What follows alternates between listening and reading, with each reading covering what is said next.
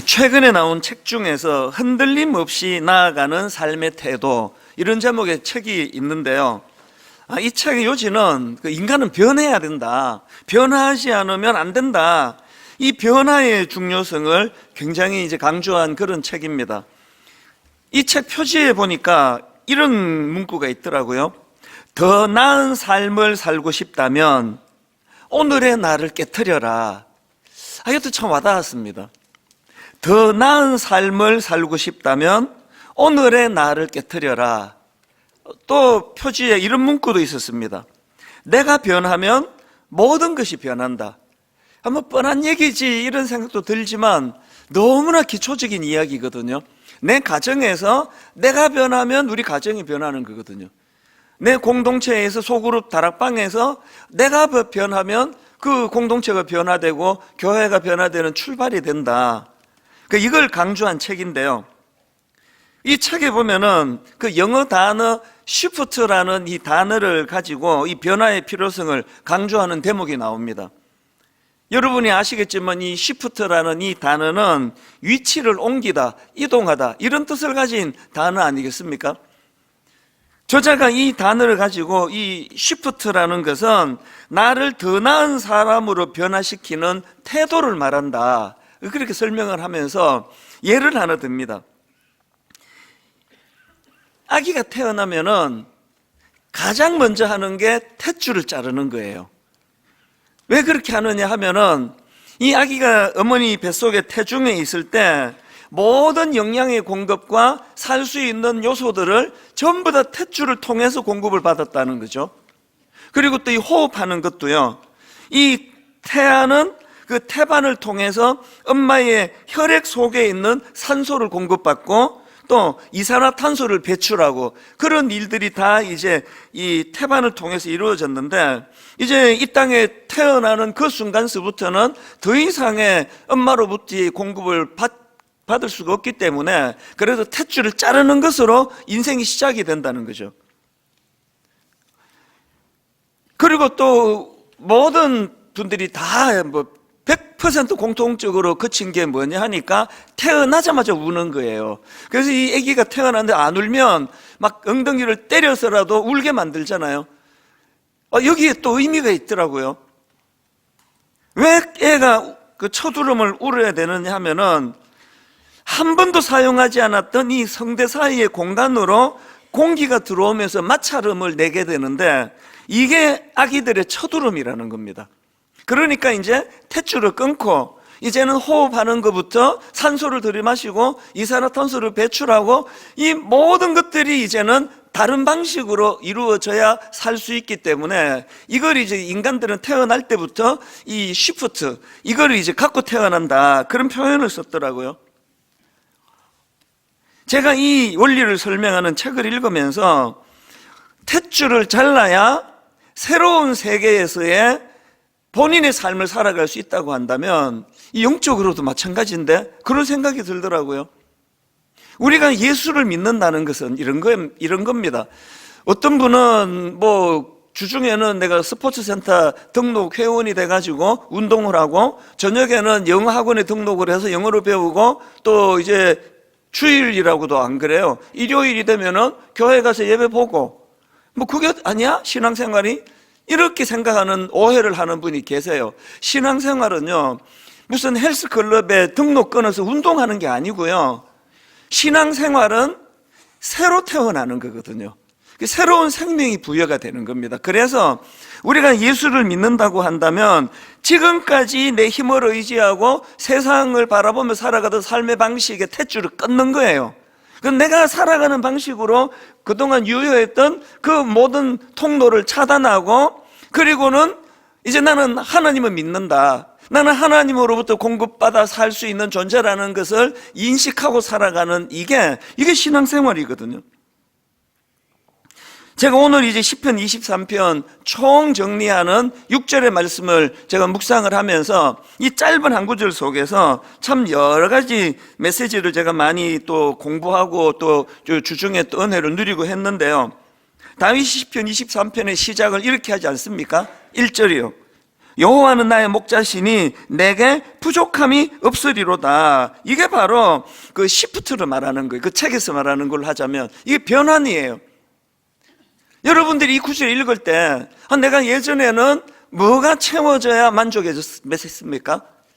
통장에 그래도 죽을 때까지 먹고 살 수 있는 돈이 있고, 그리고 또 인정받을 수 있는 어떤 직장이 있고, 또 사람들에게 어느 정도는 존경받을 수 있는 이런 것들이 채워져야 인생이 부족함이 없는 것이라고 계속 세상이 그렇게 노래를 하는 데서 우리가 살아가고 있는데, 내가 이제 예수님을 알고 나서 이게 아닌 걸 이제 우리가 알아가는 거예요. 그래서 다윗이 말하잖아요. 여호와가 나의 목자가 되시기 때문에 내게 부족한 게 없다. 이렇게 말씀을 시작한 다윗이 6절로 가서 말씀의 마무리가 이렇습니다. 내 평생의 선하심과 인자하심이 반드시 나를 따르리니 내가 여호와의 집에 영원히 살리로다. 이 삶의 방식을 이야기하거든요.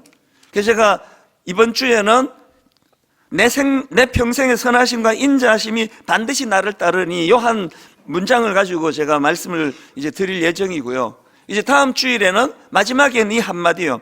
내가 여호와의 집에 영원히 살리로다. 이걸 이제 다음 주일날 전함으로 시편 23편이 이제 정리가 되는데요. 이런 의미에서 저는 오늘 이 23편 6절 앞부분을 가지고 저는 저와 여러분이 다 인생의 전환, 변환, 또 인생의 시프트가 일어나게 되기를 바랍니다. 탯줄을 끊는 결단이 일어나고 내가 이제는 내 어떤 무엇을 의지하고 세상의 질서대로 살아가는 그 구조에 내가 던져진 사람이 아니라 나는 이제 여호와가 나의 목자가 되시고 나는 그분을 의지하고 그분이 공급해 주시는 것으로 살아가는 인생이라고 하는 이런 어떤 삶의 변환이 일어나는 그런 믿음의 성도님들 되시기를 바라면서 그런 분들에게 제가 두 단어를 드리고 싶은 겁니다. 그래서 제가 제목을 이렇게 잡아봤습니다. 인생의 시프트를 위해 기억해야 될 두 단어. 이 두 단어를 기억해야 되는데 첫 번째 단어가 선하심입니다. 선하심. 6절을 다시 읽어드리겠습니다. 내 평생의 선하심과 인자하심이 반드시 나를 따르리니. 여기 나오는 선하심은 히브리어로 보면은 토브라는 단어예요. 토브. 들어보신 분들이 많으실 겁니다. 이 토브라는 단어는요, 성경 거의 맨 처음에 나오는 단어들 중에 하나예요. 천지를 창조하는 과정에서 나온 게 토브인데요. 자, 한번 읽어 드릴게요. 성경 맨 앞에 나오는 창세기 1장 1절입니다. 태초에 하나님이 천지를 창조하시니라. 성경은요, 하나님의 선언으로 시작이 돼요. 원숭이가 진화된 게 아니고 또 뭐가 이런 게 아니라 하나님이 어떤 목적을 가지고 의도를 가지고 내가 만들었다.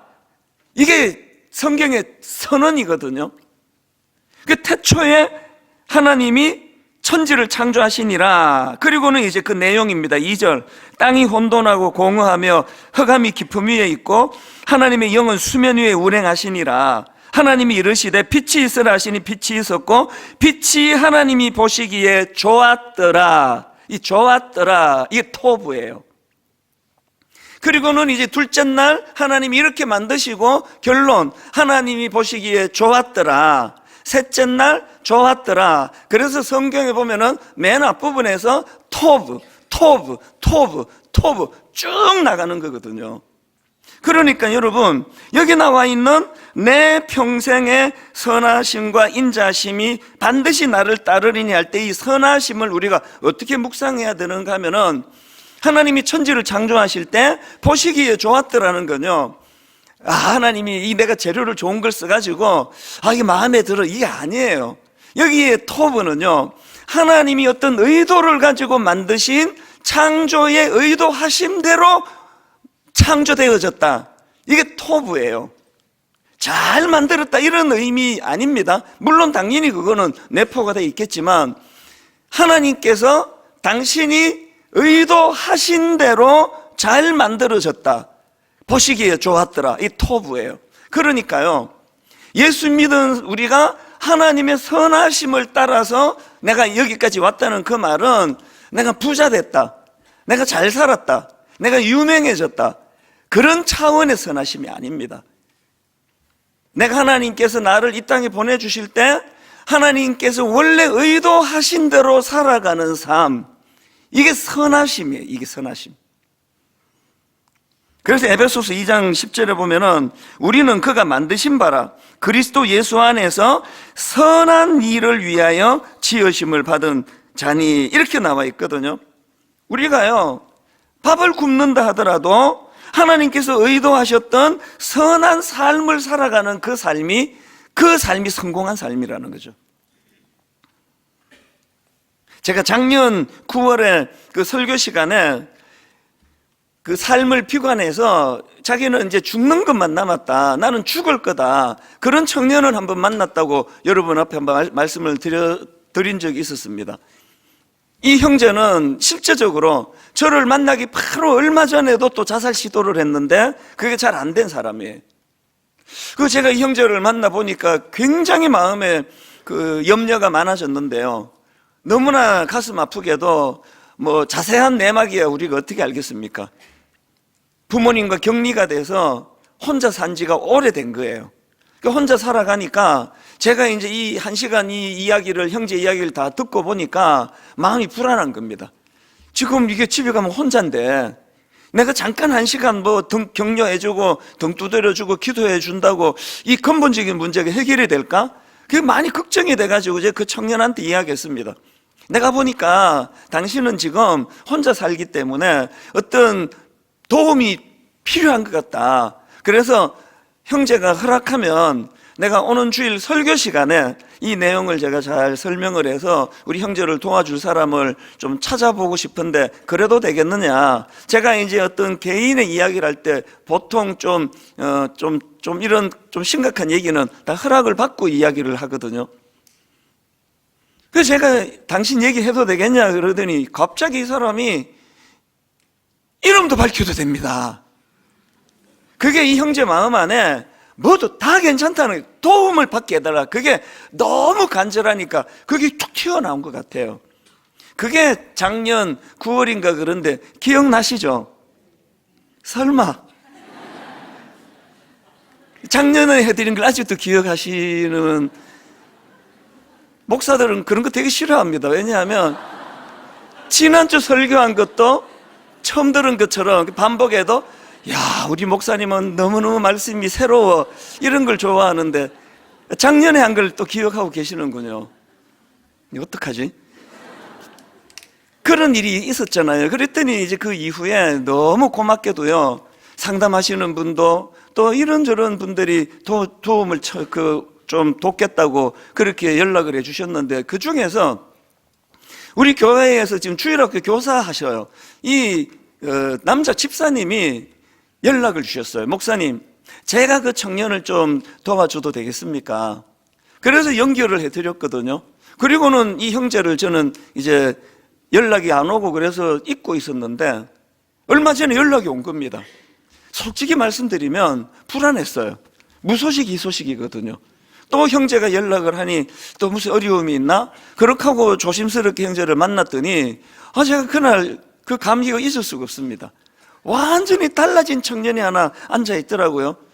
처음에는 제가 몰랐습니다. 못 알아봤어요.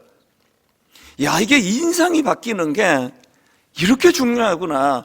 제가 처음 만났을 때는요, 너무 어둡고 우울하고 그리고 기운이 없어가지고 목소리도 다 죽어가는 소리로 그렇게 이야기를 했는데 너무나 밝은 표정으로 그렇게 참 인상도 좋은 형제예요. 그 형제가 그렇게 너무나 밝아진 표정으로 이야기를 하니까요, 그건 너무 기뻤습니다. 그래서 이게 뭐 좋은 일이 있구나, 그 얘기를 들어보니까요, 이제 이 형제가 제가 그 설교한 이후로 여러분들을 이제 기도해 주시는 분도 생기고 또 연결도 해드리고 그랬는데, 그 중에 이제 주일학교 교사하시는 이 남자 집사님을 만났는데 이게 만남의 축복이 된 겁니다.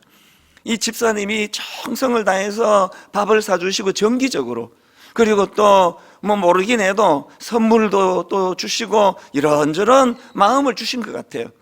그 좋은 선생님을 만나가지고 자기가 이제 변화가 됐다는 그 얘기를 전하고 싶어서 그렇게 1시간 대화를 하고 참 고맙게 이 형제가 조그마한 선물을 준비하고 또 거기다 편지를 넣어놨더라고요. 그래서 뭐하러 이런 선물을 했냐 그랬는데요, 선물을 주는 게 무슨 뭐 이게 제가 좋은 게 아니라 뭔가 이 여유가 생겼다는 거잖아요. 그 편지를 갖고 제가 들어와서 그 편지를 읽어보니까, 야, 그 편지를 제가 최근에 자꾸 꺼내서 봐요. 앞부분 한번 들어보세요. 목사님, 저는 9월 13일부터 목사님께 큰 은혜를 받은 누구누구 형제입니다. 그 시간을 기점으로 목사님께서 찾아주신 멘토분, 상담 선생님, 그리고 끝없는 중보 기도로 이렇게 감사 편지를 쓸 수 있는 시간까지 버틸 수 있었습니다. 목사님, 지금 저는 주님께서 주시는 평강과 기쁨을 누리고 있습니다. 더 이상 내일이 오는 것이 두렵지 않습니다. 목사님과 만난 그 시간 이후로 많은 일들이 있었지만 제가 집착하던 세상이 주는 안정감과 의미를 내려놓자 아까 말씀드린 탯줄을 끊었다는 이야기예요. 이 형제에게 절망만 가져다 주는, 낙심과 좌절만 가져다 주는, 자살 충동으로 이끌고 가는 그 세상을 의지하던 그 탯줄을 끊었다는 그 얘기거든요. 제가 집착하던 세상이 주는 안정감과 의미를 내려놓자 세상이 달라졌다는 것을 꼭 말씀드리고 싶었습니다. 목사님, 저는 이제 드디어 주님이 자비하시고 정말 사랑의 하나님이심을 믿고 의지합니다. 말씀을 읽을 때 말씀이 제 마음을 치는 것을 매일 느낍니다. 그때마다 제가 해야 할 것이 보이고 저의 삶의 의미가 보입니다. 지금 이 형제에게 무슨 일이 일어났느냐 하니까요, 아까 말씀드린 그대로입니다. 우리가 선하심의 인도함을 받는다는 건 부자 되고 잘 살고 유명해지는 게 아니라, 이 형제가 왜 삶의 의미를 깨달았습니까?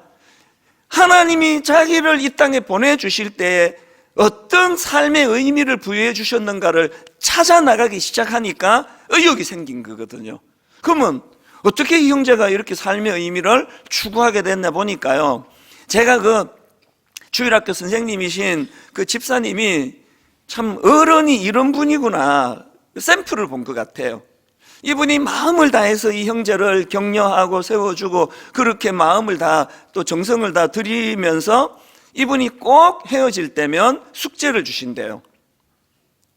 성경 사복음서 한번 읽어봐라.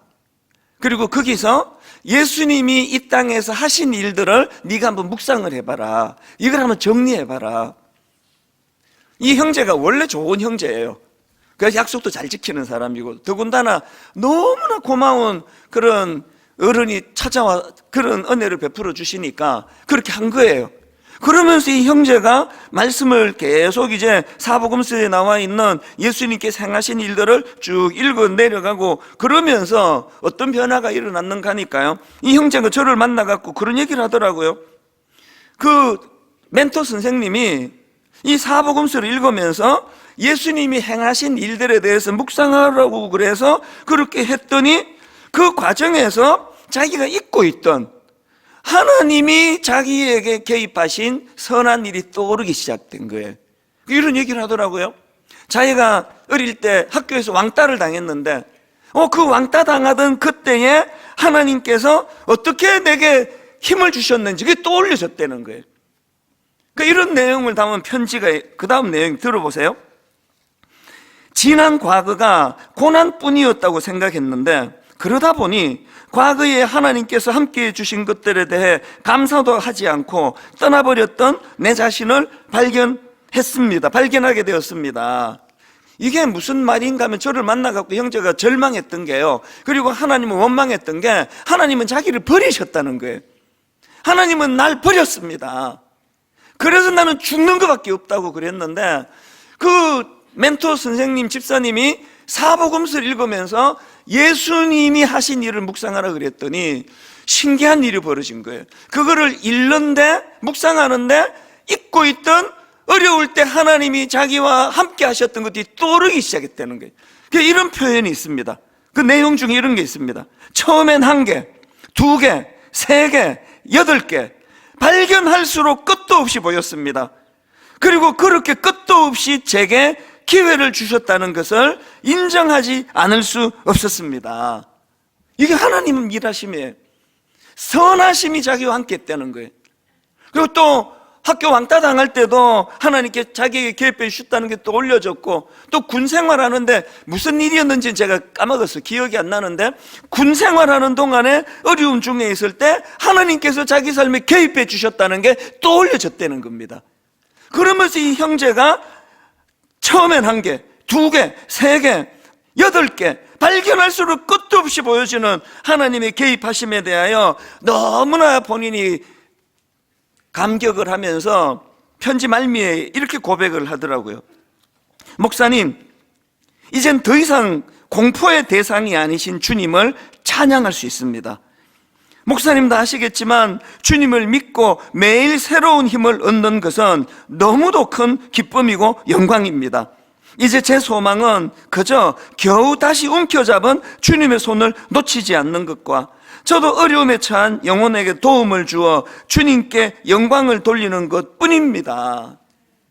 이 형제의 삶의 의욕은요, 선하심이에요. 그 선하심은 토부예요. 내가 어떤 형편으로 살아가든지 간에 하나님이 나를 창조하실 때, 이 땅에 보내실 때 하나님이 의도하신 그대로 살아가는 이게 선하심입니다. 요셉도 마찬가지 아닙니까? 고난으로 치면 요셉도 이 형제 저리 가라죠. 배다른 형제에게 살해 위협을 당하고 남의 나라로 인신매매 팔려가고 억울하게 감옥 가고. 그런데 여러분, 성경을 읽어보세요. 요셉에게 상처의 흔적이 없습니다. 이게 어떻게 가능했냐 하니까 자기가 인생을 다 지나고 나서, 그것을 극복하고 나서 그 형제들에게 한 말, 유명한 창세기 50장 20절에 답이 있습니다. 자기 팔아뿌린 형제들에게 이렇게 말합니다. 당신들은 나를 해하려 하였으나 하나님은 그것을 선으로 바꾸사. 여기서 선이 이게 토부예요. 당신들은 나 미워서 팔아버렸지만 그 팔려간 그 삶 가운데 하나님이 자기를 통하여 의도하시고 계획하셨던 삶을 찾아 나갔기 때문에 그것이 절망이 아니라 오히려 재료가 되고 의욕이 되고. 요셉의 삶하고 저하고는 거기다 견줄 수 있는 차원이 아니지만요, 원리는 같아요. 저도 20대 초반에 자살 충동을 느끼고 이 형제만큼 극심하진 않았습니다. 충동이 일어난 거죠. 죽고 싶어서요, 그냥. 그리고 도대체 이 터널이 언제 끝날 것 같지가 않으니까요. 어느 천년에 갑자기 영어가 좋아집니까? 갑자기 돌아가신 아버지가 살아나 학비를 대줄 수 있습니까? 갑자기 누가 몇만 불 학비라고 저한테 후원해 줄 사람이 있겠습니까? 그러니까 죽고 싶더라고요. 끝날 것 없는 터널이면 그게 동굴 아니냐고요. 근데 여러분, 희한한 일이 일어난 내 머릿속에서 무슨 생각이 났는가 하면, 하나님이 이 고난의 과정을 거치시고 이제 누군가 어려움을 당하는 사람을 내가 도와줘야 되는데, 내가 이거 힘들다고 내가 죽어버리면 그 사람은 누가 도와주지? 그때 만 21살 때예요. 그 웃기는 이야기 아닙니까 지금? 아니, 내가 지금 누구를 도와줘요? 내가 죽겠는데. 근데 하나님이, 이게 저는요, 그 에베소서 2장 10절이 있는지도 몰랐습니다. 우리는 그가 만드신 바라 그리스도 예수 안에서 선한 일을 위하여 지으심을 받은 자니. 이런 구절이 있는지도 몰랐는데, 이런 구절이 있는지도 모르는 무지한 저에게 하나님은 선하심으로 인도하신 거예요. 그래서 제가 나 살아야 되겠다. 내가 죽어버리면 내가 도와야 될 그 누군가는 그럼 어떡하나? 그걸로 제가 버텨냈는데, 이 형제를 만나고 나니까 그 철없는 만 21살 때 제 생각이 이루어지고 있는 거 아닙니까? 제가 이 형제를 안 만나, 나 죽고 없어졌으면 이 형제는 그 집사님과 누가 연결시켜 주느냐고요. 다시 말씀드립니다. 하나님의 선하심은요, 여러분이 잘 먹고 잘 사는 데 있는 게 아니에요. 어떨 때는 억울하게 감옥에 들어가고, 어떨 때는 억울하게 형제들에게 팔려버리고 인신매매 당하고, 그 과정에서도 하나님의 선하심을 찾아내려고 노력하고 애쓰는 게 이게 믿는 사람들의 모습이고요. 거기에서 힘이 생기는 거예요. 그래서 제가 또 웃기는 게요, 주사실을 만들었잖아요. 주사실. 주님의 사랑을 실천하는 사람들의 모임.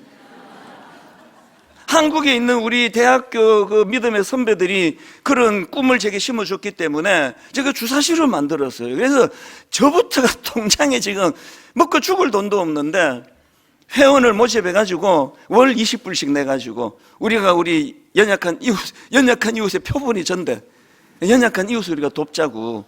그래서 만든 게 주사실이에요. 만 21살 때 만들어가지고 조직력이 없어가지고 좀 있다 없어졌어요. 그 주사실은 그냥 없어지는 건데요. 그 정신은 지금까지 이어오는 거 아닙니까? 지금 분당 우리 교회를 통해서 어떻게 해서든지 간에 이 정신이 저는 이어지기를 원하거든요. 여러분 지금 죽음의 그림자가 드리워진 그런 골짜기를 지나고 계십니까? 거기서 하나님의 선하심을 찾아내야 돼요. 이 과정에서 하나님은 내게 뭘 원하시는가? 그 어린 철없던 만 21살 때 내가 이렇게 죽어버리면 내가 이 터널을 빠져나와서 도와줘야 되는 그 사람은 어떡하나? 이런 말도 안 되는 생각을 그게 21살짜리에게 하나님이 심어준 게 그게 선하심으로 인도하시기 때문이거든요.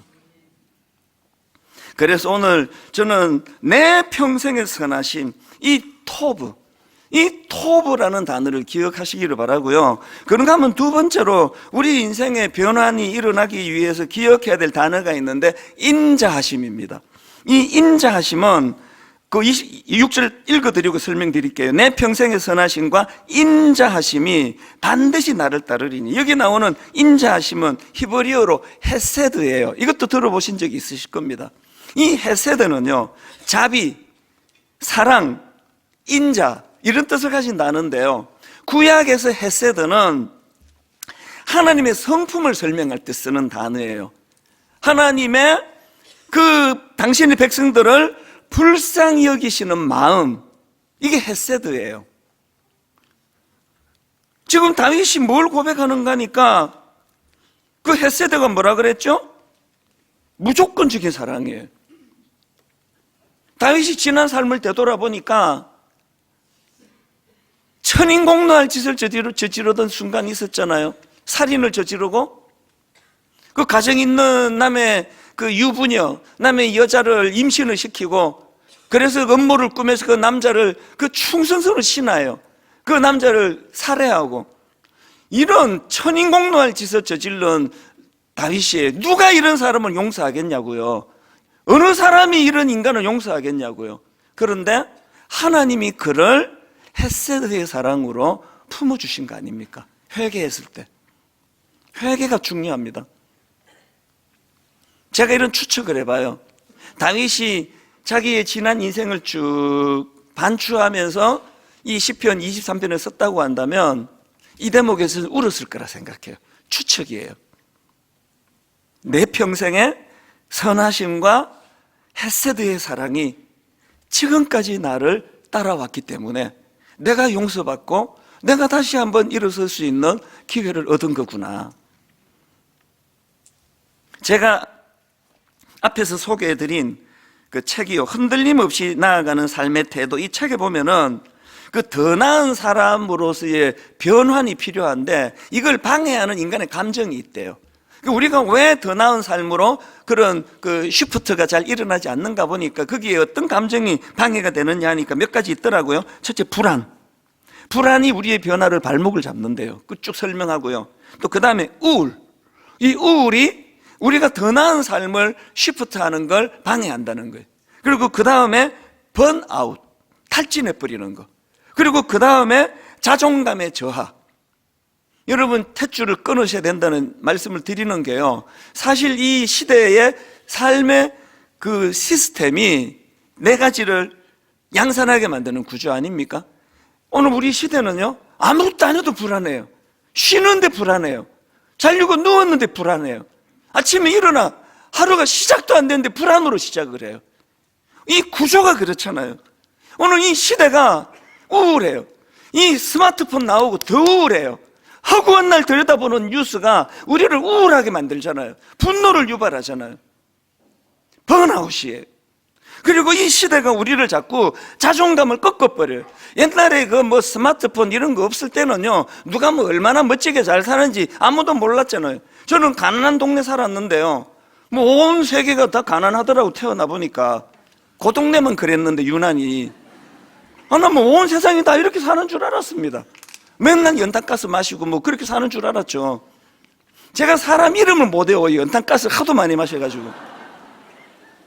불평이 없었습니다. 그것 때문에 내 마음에 어려움이 없었습니다. 그런데 지금 이 스마트폰이 자꾸 우리 자존감을 꺾어버리잖아요. 뭐 나 잘났다는 사람 막 계속 거기에 올리고, 뭐 온 세계 돌아다니며 여행했다고 맛집에도 거기 올리고, 볼수록 우울해지는 거거든요. 여러분, 그 탯줄을 끊어야 돼요. 그런 걸로 사람을 평가하지 않는 하나님의 헤세드예요. 자격 없는 자에게 조건 없이 용서해 주시고 사랑해 주시는 그 헤세드, 이게 내 평생의 선하심과 인자하심이 반드시 나를 따르리니에요. 그런데 여러분이 헤세드와 관련해서 한 가지 기억하셔야 될 게 있습니다. 제가 아까 말씀드렸잖아요. 구약에서 이 헤세드는 하나님의 성품이에요. 그래서 하나님의 성품을 드러낼 때 헤세드라는 단어가 나오는데요, 이 단어가 인간들을 향해 쓰여질 때가 있습니다. 그 대표적인 게 미가서 6장 8절입니다. 사람아, 주께서 선한 것이 무엇임을 내게 보이셨나니 여호와께서 내게 구하시는 것은 오직 정의를 행하고 인자를 사랑함. 이 헤세드예요. 하나님이 요구하시는 게 헤세드예요. 아니, 헤세드는 하나님의 성품인데 이걸 우리에게 요구하세요. 인자를 사랑하며 겸손하게 너희 하나님과 함께 동행해야 될 게 아니냐, 이걸 요구하시거든요. 앞에서 제가 소개해드렸던 그 멘토 집사님, 그 청년이요, 저를 만났을 때 계속 이분을 호칭할 때 삼촌이라 그러는 거예요. 그 삼촌을 내가 만나가지고 또 그 삼촌이 내게 사복음서를 읽으라고 그렇게 하셔가지고, 그게 내가 뭐 교정도 해줬어요. 그 멘토 집사님이 그랬다는 거지. 그러면 이 사람이 또 그 삼촌, 내 삼촌이 그렇게 했다고 이렇게 이야기를 하는 거예요. 그래서 제가 이런 생각을 했죠. 만약에 그 집사님이 자기가 아주 굉장히 가르치는 은사가 있어가지고요, 이 청년을 만나가지고 다짜고짜 이제 이거 펴봐라, 너 예수 믿는 애가 그 자살하면 돼, 안 돼? 자살하면 안 되지, 그런 생각 하지 마, 이렇게 접근했다면은요 어땠을까요? 이 집사님은 이 형제에게 그렇게 다가가지 않았어요. 헤세드로 다가갔어요. 아무 이유 없이 처음 본 우리 청년한테 굉장히 맛있는 밥을 사주시고, 모르긴 해도 선물도 주셨을 거예요. 어쩌면 용돈도 줬을지도 몰라요. 마음을 다하여 헤세드의 사랑을 이 형제에게 보여준 거예요. 그 사랑으로 사복음서를 읽어라라고 권면하니까 그게 능력이 되는 거 아닙니까? 오늘 저는 조건 없는 하나님의 사랑인 이 헤세드 많이 누리시기를 바랍니다. 그리고 그것을 우리도 베풀어야 한다는 주님의 말씀을 기억하셔야 돼요. 여러분 아시는 창세기 39장 5절 한번 보십시오. 그가 요셉에게 자기의 집과 그의 모든 소유물을 주관하게 한 때부터, 이거 잘 들어야 됩니다, 여호와께서 요셉을 위하여 그 요셉의 집에 복을 내리심으로, 이렇게 제가 읽으면 이거는 아직 탯줄을 못 끄는 세상의 시각이에요. 근데 성경의 하나님의 시각은 이렇습니다. 그가 요셉에게 자기의 집과 그의 모든 소유물을 주관하게 한 때부터, 그 다음 보세요. 여호와께서 요셉을 위하여 그 애굽 사람의 집에 복을 내리심으로. 여러분, 남의 이야기니까 지금 뭐 맹숭맹숭 보고 있는데 이게 지금 여러분 일이라 생각해 보세요. 하나님이 저에게, 예를 들어 제가 지금 102호에 산단 말이죠. 이 목사 목회하는데 수고해, 내가 너에게 복을 내리기 원하는데 너에게 내가 복을 내려 103호가 잘 되기를 원한다. 그러면 여러분 할렐루야 그러시겠습니까? 아니, 하나님 뭐 장난치십니까? 하나님 여러분에게, 내가 여러분에게 복을, 내가 너에게 복을 내려 네 옆집 아줌마가 잘 되게 해줄게. 그러면 나 이런 하나님 나 못 믿겠다 그러실 것 같은데요. 그런데 여러분, 이 성경의 원리예요. 제가 자주 하는 말 아시잖아요. 내가 21살 때 자살하지 않고 버텨내고 이긴 이 일이, 하나님 누군가에게는 이 일이 선물이 되기를 원합니다. 그냥 뭐 주일날 설교하고 신방 가고 뭐 이런다고 목사 역할을 다 하는 게 아니에요. 저는 우리 성도님들에게 정말 제 삶이 여러분에게 너무나 미비하고 작은 것이지만 선물을 제공하는 인생이 되기를 원하는 거거든요. 이게 헤세드의 정신이에요. 여러분, 이 두 가지를 기억하셔야 됩니다. 첫 번째, 우리가 인생의 시프트, 인생의 변환이 필요한데 그 첫 번째 재료가 토부예요. 하나님이 나를 지으신 그 의미를 찾아 나가려고 어떤 죽음의 그림자가 드리워진 골짜기조차도 찾아낼 수 있습니다. 찾아낼 수 있더라고요. 그럼 두 번째 단어가 내 평생의 선하심과 인자하심, 헤세드예요. 헤세드. 그래서 여러분, 먼저 우리가 무조건적인 사랑, 자격 없는 자에게 주시는 헤세드의 사랑을 많이 누리시고 그걸 흘려보내는 아름다운 인생이 되시기를 바랍니다. 특히 요즘은 나라를 위해서 헤세드의 사랑을 구해야 돼요.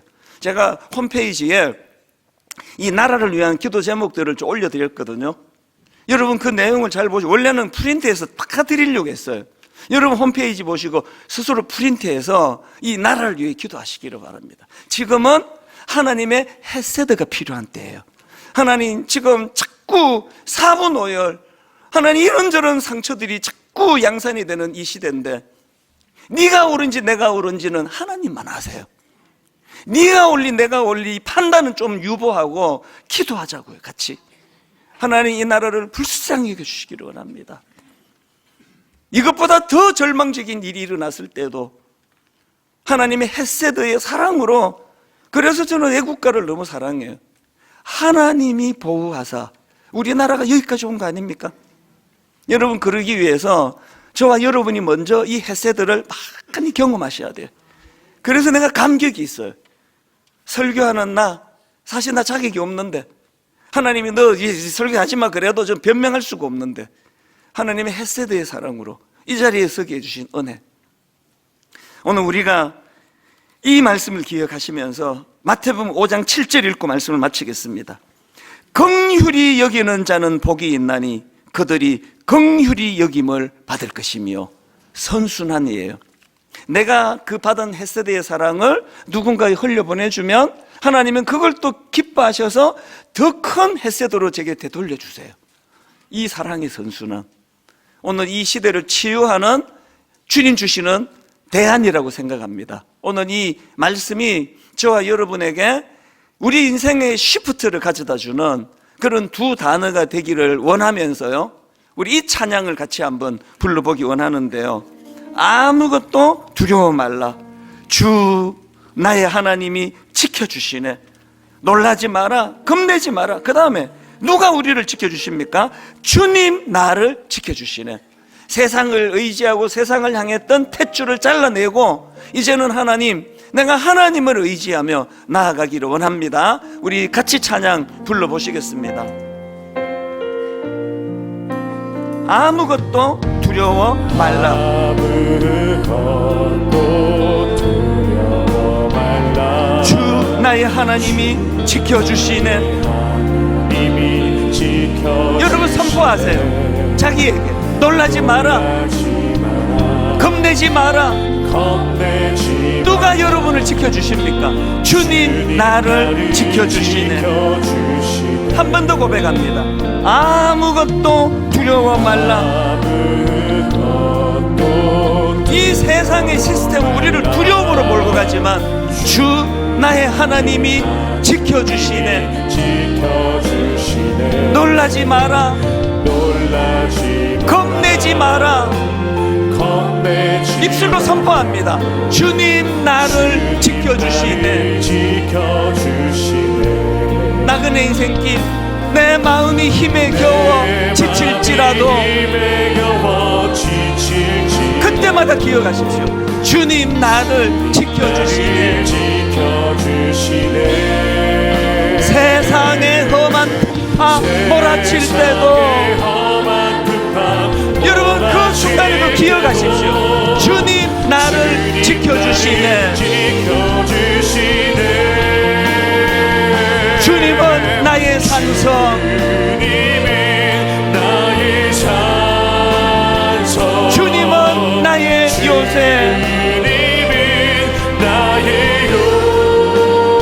주님은 나의 소망.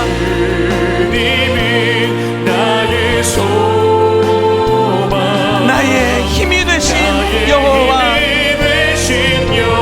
우리 다시 한번 노래합니다. 아무것도 두려워 말라.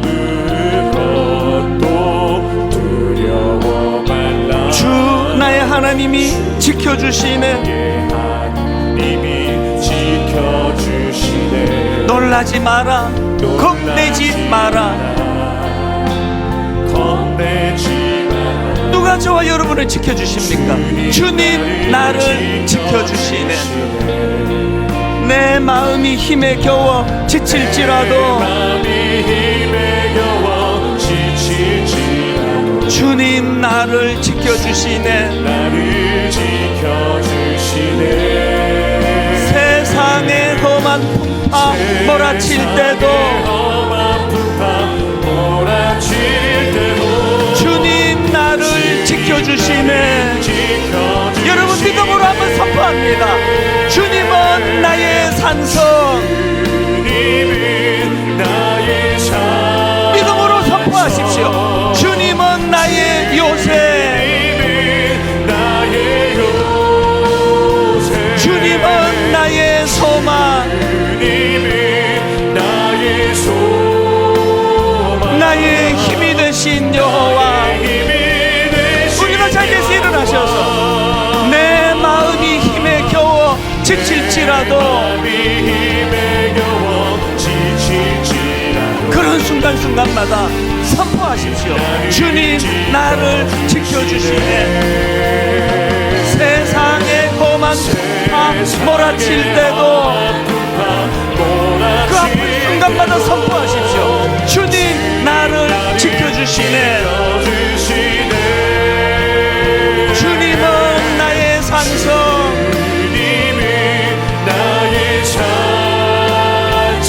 주님은 나의 요새. 주님은 나의 소망. 나의 힘이 되신 여호와.